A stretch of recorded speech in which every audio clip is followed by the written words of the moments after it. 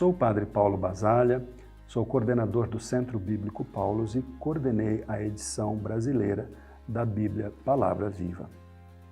Foram 8 os princípios que inspiraram o surgimento desta nova edição, a Bíblia Palavra Viva. O primeiro princípio é a certeza de que a Bíblia deve ser lida com a Bíblia.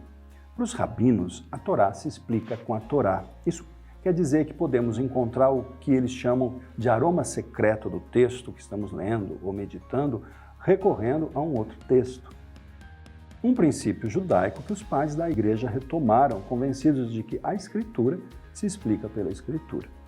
E nesse caso, para os judeus, a Torá escrita deve ser lida considerando a Torá oral, ou seja, as interpretações presentes nas coleções como a Mishnah, Talmud, Midrash, Targum. Também para os católicos, ler a Bíblia com a Bíblia pressupõe considerar toda a tradição das comunidades de fé dos seguidores de Jesus. Felizmente, nas últimas décadas, tem crescido a consciência e a vontade de recuperar a interpretação que os padres da igreja e os rabinos faziam da Sagrada Escritura. A tradição judaica nos inspira a interpretar a Escritura examinando-a, para dela ir extraindo um tesouro que não se esgota. Também os padres da igreja nos mostram que para alcançar esse tesouro inesgotável é preciso dar atenção também aos detalhes, para chegar ao miolo, à essência, como uma noz que, para ser saboreada, precisa ter a casca quebrada. Antes de ser escrita, a palavra de Deus existia nas experiências vivas de encontro de um povo e de pessoas concretas com Deus.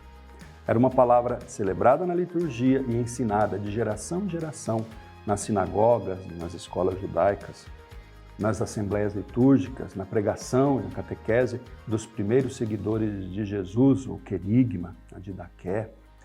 Ter presente isso é fundamental e faz com que a Bíblia não se torne um livro chato e entediante, mas tridimensional, se quisermos usar a expressão, uma escritura em 3D, considerando a experiência que gerou o texto, a liturgia que celebrava o texto e a tradição oral que tornou o texto perene.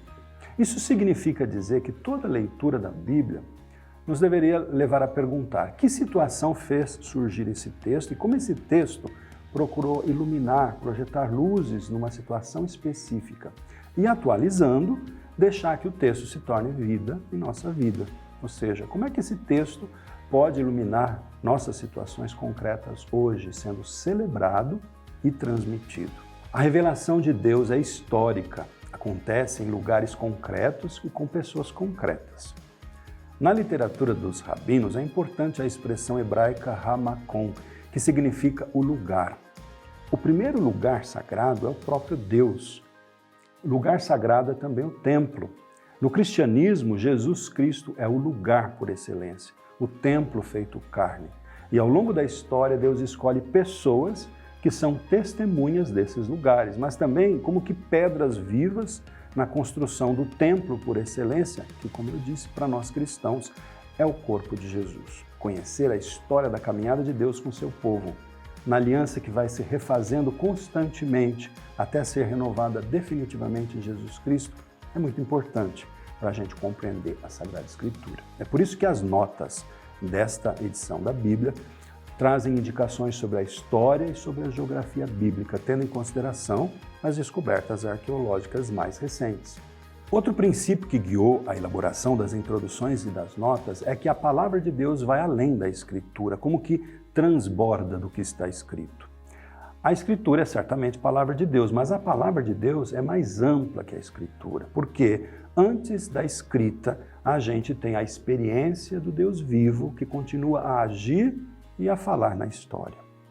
Isso é ainda mais verdadeiro para nós cristãos, porque a palavra de Deus, para nós, não é apenas um escrito, mas o próprio Cristo, Logos, ou Verbo de Deus. Dizer que a palavra de Deus está para além dos textos significa que ela também está na experiência de fé que dá origem ao texto, bem como na tradição oral, na pregação oral, pela qual os fiéis, com a graça do Espírito Santo, buscam descobrir nas comunidades de fé a própria vontade de Deus a seu respeito e a respeito de toda a criação.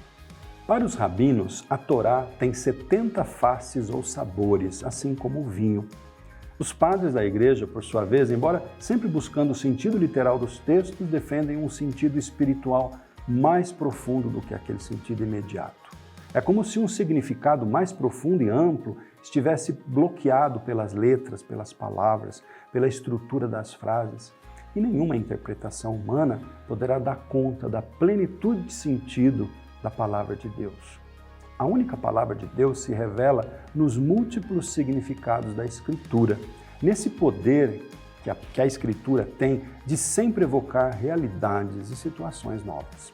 Ler a Bíblia é sempre encontrar o Deus vivente. Para além do versículo, encontramos o próprio Deus, cuja palavra habita nas palavras humanas e, consequentemente, todos os livros inspirados, como disse Orígenes, sopram a plenitude do Espírito. Não há nada, seja na profecia, na lei, no Evangelho, no apóstolo Paulo, que não venha da plenitude da majestade divina. O oitavo princípio desta nova Bíblia nos recorda algo fundamental. Para nós cristãos, a chave de todas as Escrituras é Cristo, o Cordeiro que abre o livro lacrado, esse livro que simboliza, antes de tudo, a história da salvação e depois também a Escritura, com essa imagem do livro do Apocalipse. Com o Espírito do Cordeiro, podemos compreender a palavra, lendo-a no mesmo Espírito em que foi escrita. Permanece sempre um desafio ler o Antigo Testamento à luz das palavras e ações de Jesus Cristo, sobretudo aqueles textos violentos de sofrimento, morte e guerra, no sentido de compreender e atualizar o texto à luz do sofrimento compassivo e redentor do Mestre Jesus. Esta é uma Bíblia pensada para a leitura orante. A capa dessa Bíblia traz como ilustração uma árvore com folhas e frutos.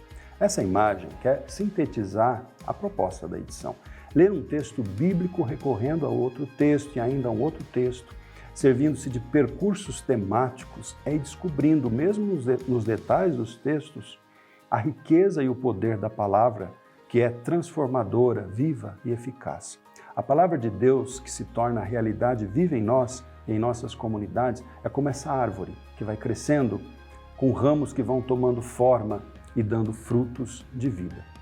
Esperamos que mais esta edição do texto bíblico, publicada pela Paulus, que já tem uma tradição no Brasil, na publicação dos textos bíblicos, esperamos que mais essa edição produza frutos e faça bem a todo o povo de Deus.